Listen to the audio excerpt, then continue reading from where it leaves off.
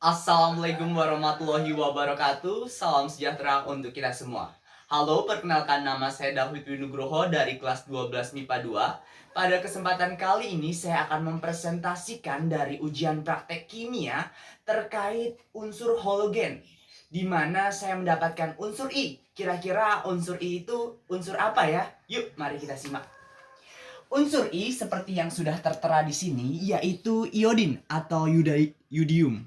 Nah, iodin itu dalam bahasa Yunani yang diartikan lodes atau ungu karena warnanya saat menguap berwarna keungu-unguan. Nah, adalah unsur halogen berwarna hitam kebiruan dengan uap ungu yang ditemukan pertama kali oleh Bernard Cortois, yang dimana dia menemukannya secara tidak sengaja pada ganggang laut yang terdampar di pesisir Atlantik. Selain itu kita akan membahas tentang identitas dari iodin ini. Nah, namanya adalah iodin dengan lambang I. Biasa kita jumpai di tabel periodik dengan nomor atom 53 dan nomor massa yaitu 126,904447 mikro. Nah, di sini juga kita bisa lihat konfigurasi elektronnya yaitu Kr 4D10, 5S2, 5P5. Nah, lalu bagaimana kelimpahan iodin ini di dalam alam semesta ini ya? Kita bisa lihat di sini unsur I terdapat di alam semesta dengan kelimpahan yang jumlahnya sedikit. Unsur iodin ditemukan dalam garam natrium ioda yang terlarut dalam air laut. Nah, jadi di laut ini terkandung dari unsur iodin ini. Selain di laut sendiri, unsur iodin juga ditemukan sebagai natrium dalam bentuk natrium iodat atau NaLO3 yang juga ditemui dalam jumlah atau bentuk dalam nitrat. Lalu kita akan bahas sifat dari iodin, sifat fisika dan sifat kimia. Kita bisa lihat di tabel ini bagaimana sifat fisika dari iodin. Yang pertama sifat fisikanya yaitu fasenya padatan karena ketika mereka ditemukan akan berbentuk padatan. Nah, dengan warna saat padat ini biasanya warna biru kehitaman atau hitam keunguan. Nah, di sini juga ada titik didihnya yaitu 184,3 Celsius dan titik lelehnya itu 113 Celsius. Lalu massa atom relatifnya yaitu 127 dan larut dalam pelarut organik. Nah, kita akan bahas juga terkait dari sifat kimia iodin. Bagaimana sih sifat kimia iodin? Nah, padatan iodin adalah padatan yang berkilau, berwarna hitam kebiruan, menguap pada suhu kamar menjadi gas ungu biru yang menyengat. Iodin tidak dapat melarut sempurna pada air dan reaksinya lambat.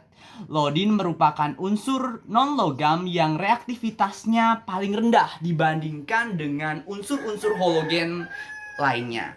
Setelah itu kita akan mengetahui bagaimana cara pembuatan iodin sendiri.